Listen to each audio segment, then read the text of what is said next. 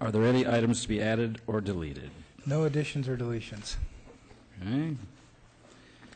Any comments from the public on non-agendized items? One taker. Good evening, Milford Harrison. I would like to speak just about one of the consent calendar items very quickly, if I may. Sure. Or would you rather have me do it some other time? It's going to be very brief. Okay. So go ahead.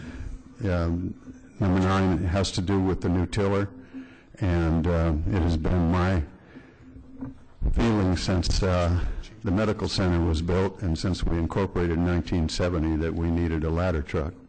And that was one of my first goals when I went on the council, and we finally made the deal for our first ladder truck at a meeting at the restaurant at the Hyatt Regency Union Square is where we finally, where I finally convinced the last council member who was a holdout to make the deal with the medical center to pay for our first ladder truck, and that was our LTI truck.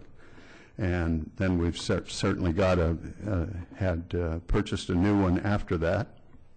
But all along, from the very beginning, I have been pushing for a tiller because of the height of our buildings, and certainly now with the new medical center, it's even more appropriate. But not only is it important for reaching fairly high up on a building, but it's also important for putting water in places where you can't get to from the ground. And I'm just overjoyed that we're moving ahead with that. I have an apology to make to Dan and to Jeff because they know that I've been pushing for this tiller since day one. Jeff and I have had many, many discussions about it. And when you actually approved it a couple, 3-4 weeks ago, I wasn't able to be here, and I was very upset that I couldn't be here to speak in favor of it. But it's on again tonight for an action, and I just want to thank you for doing it and congratulating the fire department on this important piece of equipment for the safety of our citizens and our structures. Thank you. It kind of sounds to me like you're gunning for a ride in the next parade. I think he wants to drive the tiller. That's already been arranged. Now if you can just get us a parade. Yes, yeah. Maybe in a parking lot somewhere it'll have to be. Flattery will get you everywhere. Thank you. Okay. Anybody else? No takers. Okay, we'll go on to item number 1. We have a public hearing, R-2019-32, application by the city for the LAFCO to let us annex some of our land that we own so we don't have to pay so many taxes on it. Well, you made the statement for me. So okay. Is there any? I'll move it. There we go. I think we have to open the public hearing, but the city currently owns land out in the South Hills, approximately 664 acres, adjacent to the existing South Hills Preserve that's in the city limits. This property is outside of the city limits, but still in our sphere of influence. Because of that, the city has to pay property tax on that every year. So staff has initiated the annexation procedure. It should be a fairly clean and quick activity since we already provide all the services there and there's no potential for development. However, LAFCO does require a resolution from the council authorizing us to proceed before they begin their hearings and begin their processing. So we would ask that you approve the resolution so we can annex our property into our city. And the property for the viewing public, the property tax is how much per year currently? I am trying to remember. Do you remember, Diana? It's 10,000, 12,000? It's a significant amount. 13,000? 14? Yeah, it's in the range of 10 to 15,000. Yeah, so in that range. It's not $100. So if we pay $5,000 to Lilburn to assist us in the annexation, what is the fee from LAFCO? If I recall right, it's about $7,000. So we would break even in the first year and make money every year thereafter? That's correct. Okay. That's all I need to know. Also, is everybody aware of how many acres in a square mile? 640, so this is just over 1 square mile. Just barely, yes. That's a big chunk of land. Question. Go ahead. You answered the big part of my question, because I read through this thing and I was trying to figure out, A, what's the advantage to it? I could kind of assume some things, but I didn't know for sure, but you just clarified that. But then my follow-up question is, why didn't we do this a long time ago? I don't know. It's one of those, we bought the property years ago, probably 10, 12, 15 years ago perhaps, when we bought that in the South Hills, and I think the former mayor has the answer. Is this the one that we bought when Glenn was selling out his property? yes. Okay. So it was a little bit after your time, part of it, but part of it was during your time. Yeah. Yeah. Yeah, I think it was bought, and it's one of those things that was overlooked and nobody really paid attention, and either Barbara or Diana, one of them came on, earlier in the year and said, why are we paying property taxes for something that we own that we should annex? And so we started that process. Yeah. What is the long-term plan for this? Because we'd have to overcome Measure V to develop the land, correct? And under Measure V, it is open, preserved. What's that? Under Measure V, it is preserved open space. Yes. And will remain that way. So it would take a voter initiative to change that, to develop it. Right. That's what I thought I read. Well, yeah. it's also part of a separate voter initiative that was passed to make it a preserve. It's outside of Measure V, but it's an addition. It's, half an well, it's called Part out of in, it. it's called out in Measure V as far as the density and the preserve. I'm trying to remember what that was, T or U or something like that, In the color prior model, to that. And it is the South Hills Preserve. in the color model, the orange stuff can actually be developed, correct? It's just pretty much The- impossible. Low density. But the green cannot. That's conservation. That was my That's what it says on the legend. Low-density hillside preservation. My Yes, understanding is but under it's- Measure V, that it is zoned where it could be developed. It's just the reality of any services and anything back there. Well, theoretically, it could be developed, however, the city owns that as well. And under Measure V, any hillside property that the city owns cannot be sold for development. So although it's zoned and theoretically could be developed, it's not allowed to be developed. And looking at the same map that Councilman Duper is referring to, who owns the property just north of what we're annexing between Beaumont and the new property, or the annexed property? There are that multiple private? landowners. You mean the green? That is, it's under private ownership, mean- yes. Between Beaumont, no, I mean here. Directly in front, that's park.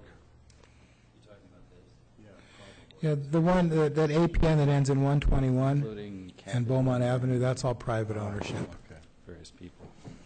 okay. And what about the property, all the hillside west of that? Is that all privately owned? Portions are privately owned and portions are city-owned. The majority is city-owned. We The own, majority is city yeah, owned? we own most of the hillside. Okay. But it's already part of the city. It's So it doesn't already need annexation. incorporated into That the was city, my next yes. question. Yeah. Right. Okay. I got a question. Sorry, go ahead. No, last question. Is there any downside to this that we need to be aware of? I guess in the far reaches, and now we're responsible for fire, we're Right. financially responsible for fire protection. We've been providing it forever anyway, Yeah. and the wildland fire falls under the Cal Fire wildland contract. So there really isn't any impact on that, even if it does. Are there any liability issues for people that are riding motorcycles and bicycles out there? And I know motorcycles aren't supposed to be there. I also know they're out there. Not any different than what it is now. It's still Okay. city-owned property. We're just changing the city limit. Okay. What happens to that property doesn't change. Okay. It makes you a city councilman over a bigger chunk. I'm so proud. Hey, looking at the zoning map on the next page, where it shows what we're annexing, but this is kind of a separate question. North of all that, where some of the new the KB and all that stuff, isn't that already within the city limits, or is that still outside? Am I looking That at is this? still between the property line and Beaumont Avenue is still a county area. So Oh, really? wasn't that supposed to be annexed when they were, are we waiting for them to? To attack that, then we would need to put it to a ballot to have the property owners vote on that and go through the true annexation process. This way, because we own it, there's only one owner, we're not going to challenge it. So that to pick up that piece. I'm not talking about Beaumont, I'm talking way north off of California where the KB stuff is. I thought that was automatically supposed to be annexed when it was developed. We have annexed in, You see what I'm talking about? Where it's- yeah, the map is wrong. Okay, that was my question, is that this isn't correct? The map on the north is wrong. We've annexed to our full sphere of influence on All the the way? north. Yes. Okay.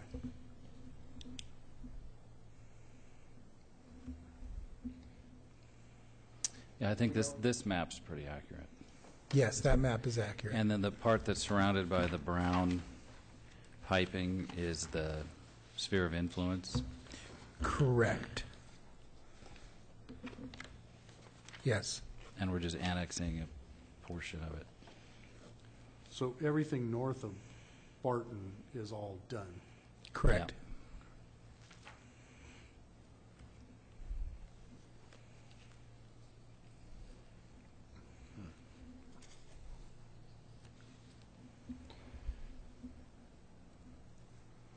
Any further questions from the council?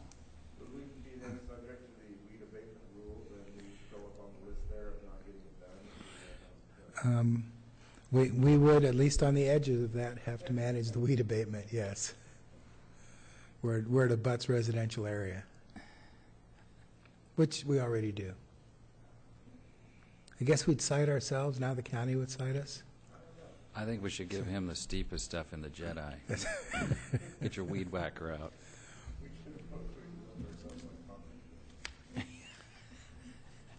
Of course we can. The color coding's beautiful on that map. I just can't read any of the print, but that's more of a reflection of my age and eyesight than anything. It's online and you can blow it up online. How do I know where it is online?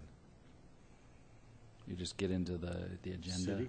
The agenda on the On the city website, City under the website. zoning map. Okay. Yeah. All these materials are in the, and it's a huge file. It takes a while. It's like 24 megabytes. It takes a while to. Well, there's a lot of Load color it. to bring down. Okay, any further questions from the council? If not, then I will open the public hearing. Y'all come down and say your piece.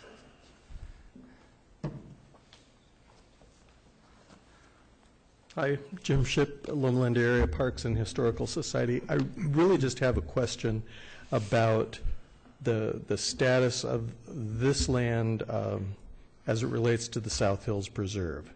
And my concern about that, of course, is that we've always had to say we have almost 2,000 acres preserved in Loma Linda, and I would just love to see that somehow get over the 2,000 acre mark. But if this land is already in the South Hills Preserve, then it's just a question of annexation.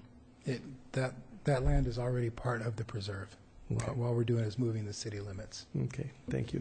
And I guess this is more of a general question then. Is there any interest or initiative within city staff or within our elected representatives to expand the preserve in any direction at any time in the future? I mean, are we open to doing that? Well, I think we need to know exactly, so is the preserve a term of art that you're saying is a specific part of it? Because No, it is the South Hills Preserve, preserved by ballot initiative. Because there are different categories, and I've always been confused about which one is a preserve and which one is a, just I measure. can't remember the exact number. It's 1,900 and some acres. Mm-hmm. When the city purchased the Riverside County land, which was approximately 250 acres, that boosted us to just under 2,000 acres. That land is preserved by the public then, by public vote, through ballot initiative, regardless of what its previous zoning was under Measure V. That land is preserved in perpetuity and can only be pulled out of that preserve by another ballot initiative of the people. So the council, for instance, or city staff couldn't sell any part of that land off. It is a cluster that has been identified, and there's a boundary map.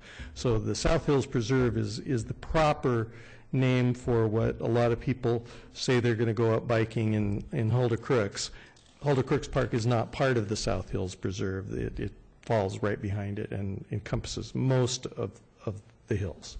Yeah. So Yeah, if you look all at the- city-owned land. If you look at the map with the lots of the colors, that area on the bottom of the map to the south that's outlined in green is the South Hills Preserve.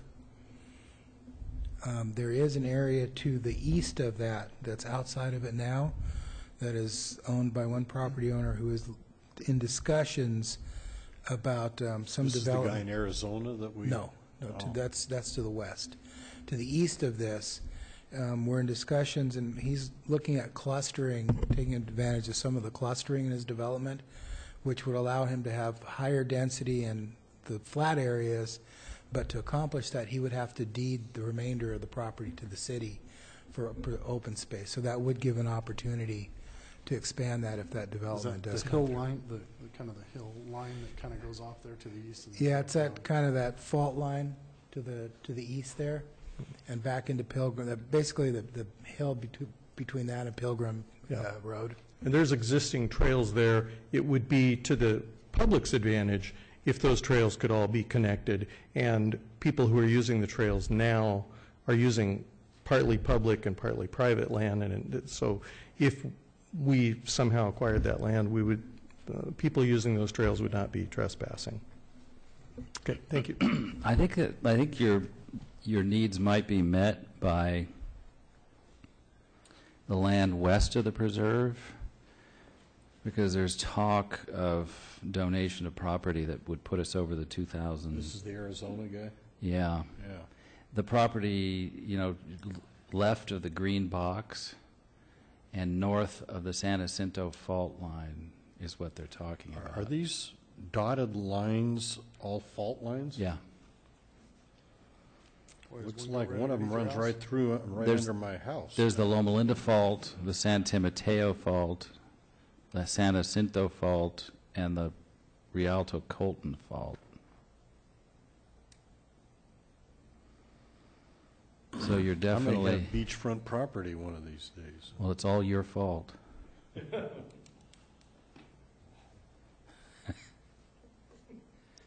Okay, we'll rename it the Daily Fault. I've heard that before.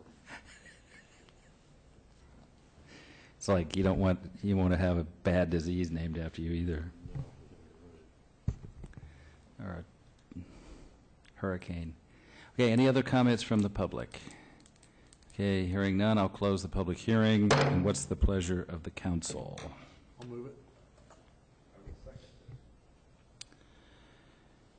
Okay, this is a council bill, so it's not a first reading. We can just be done with it. It's a resolution, not an ordinance. Only ordinances require 2 readings. Okay, so it's an R dash, okay. So there's a motion and a second. Is there any further discussion? Those in favor say aye. Aye. Opposed, no. That passes unanimously. Thank you. We will go to LAFCO and take care of it. Okay, the consent calendar is all that's left on the agenda, so what do you guys think? Moved it? Did you move it? There's a motion I'll second. and a second? And I've got a couple questions. Okay. These will be quick. First on item 8 regarding the money that we're getting to build bus shelters. I really appreciate it. I feel bad when I drive past some of these bus stops and people are out in the sun with umbrellas and baking, and so I'm obviously I'm more sensitive to that with my role on the Omnitrans board, but I appreciate that. So is that going to take long to get those up? And where am I here? 31,000 is not a lot of money, by my understanding, in terms of what it costs to put these shelters up. So do we have targeted bus stops where one or two are going to go, or how does this work? Yes, actually, well, you know, Jarb's putting them up, so they should be up by next weekend at his pace. He's putting up bus shelters, but they're targeted to be up by the end of the year. Okay. And it specifically is the two here on Barton Road, on the north side of Barton, right across from the post office, and then Okay. on the other side of the bridge on Barton Road, there's a bus Okay. stop there. There's some on Redlands Boulevard we need to look at too, and I realize we can't do them all at once, but This is SBCTA money, so we're, you know, trying to do it on grants. yeah, no, I'm all for that. Yeah. I don't know that we are. I think this is a straight grant. Well, we're just, Right, we're just saying that, we're just saying to no. take the money and spend it. And then, thank you for that. Item 9 on the consent calendar, I mean, I heard discussion about that already. I assumed when I read tractor-drawn aerial that it was what I used to know as a kid as a hook and ladder truck. I don't know if I'm on target with that. And then I heard Milford describe it as a tiller. Can you help me with terminology so I know what it is we're buying? And Yeah, that's the first. it's all the same thing. Okay, and then the second thing, it's all the same thing. Yeah, it's all just different. Do we terms have for the room to same- house a hook and ladder truck? Yes, our apparatus bay is big enough for it. It is? Yes. Oh, okay. We make sure of And- that before we start moving Is down it- that road. Is it Yeah, I assume you disconnected, or would, do but- you have to hitch it up Yeah, before you no, go? it's all together. Okay. Yeah, you wouldn't want to have to try to do that. Take a while to get to the Yeah, fire. Although. Exactly.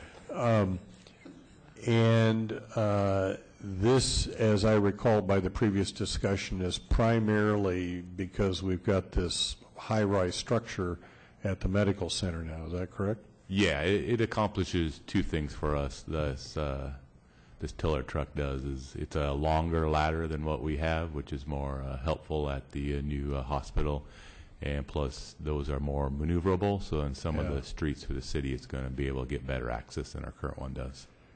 And how high does it go? How many stories up will it take us? It should hit about 6 stories. So kind of the plan is on the new hospital. In fact, we were walking through it the other day, and there's on the south side, there's a landing area that's been designed about 6 stories, which we would be able to access through. So we could get up to that point if needed. You know, it's all just situational. Yeah. Get up on that point and have access into the building at a higher point. Yeah. Say we weren't able to get down lower. So it gives us another ability that the current ladder couldn't reach. And that fits within the standards that state agencies and so forth expect us to achieve? Yes, yeah. Okay. Yeah, so we make sure that, you know, the fire prevention works with OSHPD and with the medical center right now and all designing this, so we'll have access to the areas we need to be able, because obviously the length of the ladder is also relative to how close you are to the building. The farther away, the less height you can get, so there'll be access so we can be right up against the building and get to the height we need. Okay. And I don't know, what to reappropriate funding for prepayment, which, so the 300 and whatever thousand it was, that's a prepayment. That's not paying off the whole No, that's apparatus. not the whole thing. That's just basically a prepayment for a portion that gets us locked into the whole price and everything. It had been planned to pay from last year's budget, but by the time we got everything approved and then got everything signed, the invoice came in after July 1st. So basically, we're just asking that money that was planned in last budget just being moved to this Okay. budget so we can use it. Got it. Otherwise, it's all budgeted for this year. And the total cost of this is going to be, because I heard Milford volunteer to help pay for it. No, really? Well, excellent. Yeah, it's going to run up around 1.5 million in total. The water district will pay for it, at least for the water. Yeah, holy smoke, that's Yeah. a lot of money, but Yeah, okay. they're expensive, no question. What's the expected lifespan of this thing? This should get us probably around, we would plan about 12 years front line, and then probably another 3 to 4. A lot of it's dependent on how much it runs, but we would hope to get a total life of at least 15 years out of it, with 12 front line, and then maybe doing another 3 to 4 years reserve. But obviously, if we don't run it too much, then we'll get more life out of it. There's other options too. A lot nowadays are what they call retractoring, which would be actually unhinge it, because the ladder in the rear lasts longer than the front end. It becomes, engine and transmission, all that stuff. So you can have the front end totally redone, almost like new, for a fraction of the price, and then you can get another, 5 to 10 years out of it, which would probably be something we'd look at. Because it's about $2,000 a week Yeah. for 15 years. Yes. That's a lot of money. Yeah, exactly. How does this change the staffing that you have to do at the fire station? It wouldn't change it at all right now. The 3 personnel that are on the current truck, they'll staff the new truck. And so if there was a high-rise fire, you'd bring, are there people on call that you'd bring in? No, they would operate the truck, and then the other apparatus would show up, our engine companies, and then neighboring engines. And obviously, if we had something like at the hospital, we'd be talking several units from outside the city coming in to help us. That would be what we consider a significant incident. But in itself, it's designed, certain cities, they'll run them with, 4 to 5 people. But that's not just the operation of the ladder truck. That's what we call truck operations, which means all the stuff that those personnel do. But as far as driving and operating it, we can operate it with 3 people. We don't have to necessarily add So personnel. all of the firemen are cross-trained on multiple vehicles? They will be. This will be something, obviously, we've never had, and so it's kind of a different. But we've already talking with some of the departments that do have them, and they've offered to train our people. Plus, part of the cost in this one was to bring someone in to provide specific train-to-trainer and help us develop some training manual and policy for it. So by the time it gets here, everybody will be trained to operate it. And this is exposing how naive I am about this stuff, but just the other night I was watching an episode of Seinfeld where Kramer ended up in the back That's driving. an excellent one, yes. Is that what we're talking about? Or are we going to have somebody in the back driving the That is the type of apparatus it is. That one is what we call an open cab, where he's out and open. This will be the rear driver will actually be inside a little cab, but it's that type of apparatus where someone's at the rear steering and someone's at the front. I live very close here. I'd volunteer for that assignment. Yeah, I think that's Milford's spot. Covered. Okay. Okay. Hey, real quick, just for the record, you use this type of apparatus for all kinds of things, right? It's not just going to sit in anticipation of a high-rise fire. We have Correct. some other the buildings, including the VA hospitals, and other needs where that can meet, not just the Correct, universities. yeah. And I then, think- can't you also use it for even, say, like a brush fire to get a height angle on things? Yeah, I mean, to say that the only reason we need this is for the new medical center would probably be incorrect. I mean, it's going to serve, the whole community better, like speaking of the access to other areas of the city, plus it'll give better reach to all of our buildings that we have, and access into different areas. We did tests when we were trying to decide whether to go with this type or something similar to what we have, and even this one that has actually a shorter ladder, it's only a 75 foot compared to 100. This new aerial truck is going to be able to access mobile home parks and everything easier than the one we have, so it can maneuver around. And then their job is to do a lot of their functions once they get on scene, and it could be a simple house fire or a large, but anytime you determine that you need, like you were saying, water from above, this will be able to provide that at any time on any incident. Are we going to use this to replace our current ladder, or is the current ladder going to overlap its existence for a while? Yeah, we're going to try to keep the current one, so that way it gives us the ability, because no matter how well these are built, they'll still have issues where it'll go out of service. Currently, when our ladder truck goes out of service, we put the personnel on an engine that doesn't have the large ladder, and therefore we're without one in our city. And so if that need was an incident, we would have to rely on waiting longer for another department to send one in.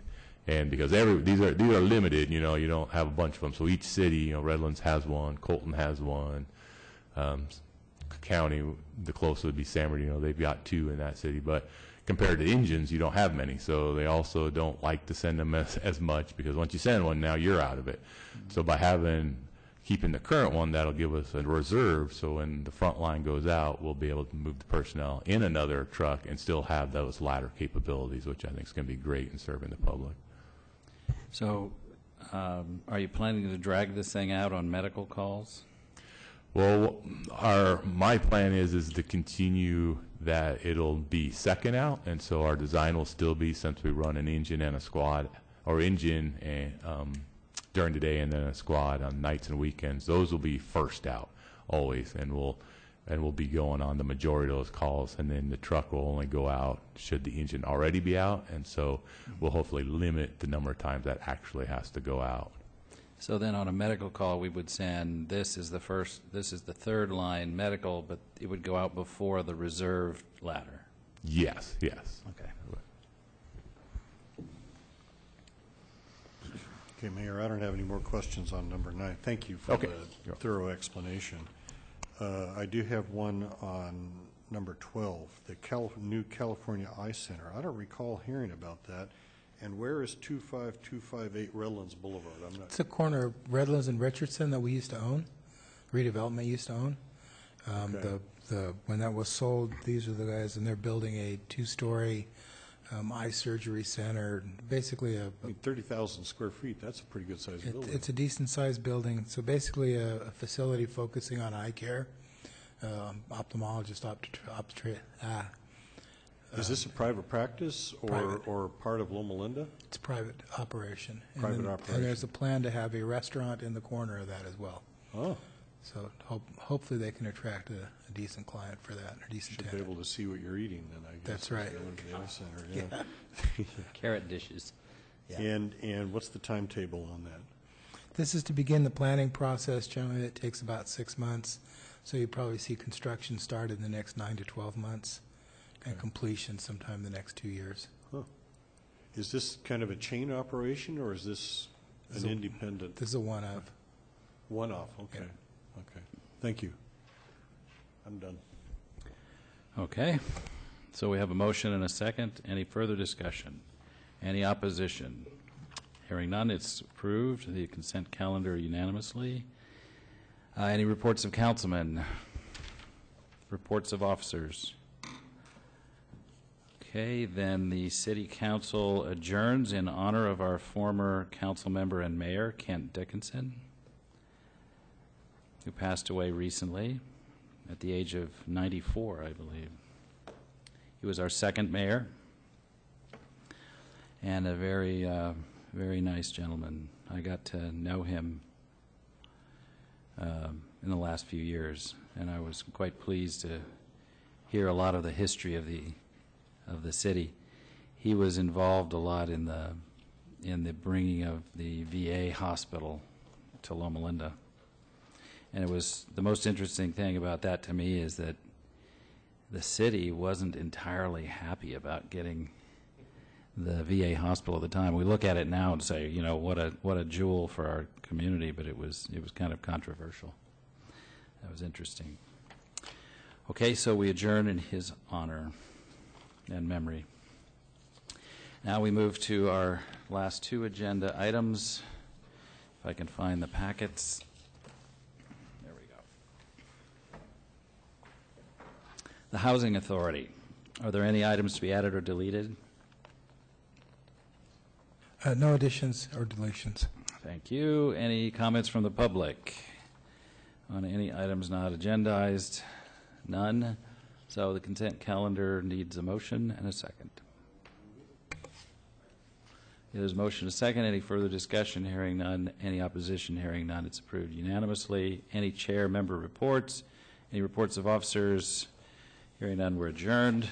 Next is the Successor agency, any items to be added or deleted? No additions or deletions. Okay, any comments from the public? Hearing none, the consent calendar. I move it. Motion is second. Any further discussion? Hearing none. Any opposition? Hearing none. It's approved unanimously, and we are adjourned. Thank you all for coming. Thank you for your comments. We appreciate it. It's lonely up here without comments.